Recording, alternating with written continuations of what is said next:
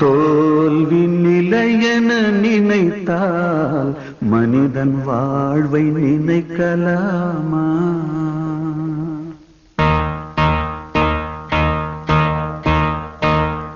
தோல்வி நிலையென நினைத்தால் மனிதன் வாழ்வை நினைக்கலாமா? வாழ்வை சுமையென நினைத்து தாயின் கனவை மிதிக்கலாமா?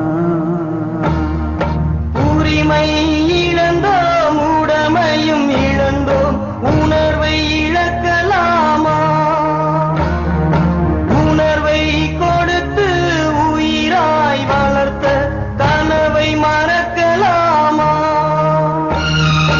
தோல்வி நிலையென நினைத்தால் மனிதன் வாழ்வை நினைக்கலாமா?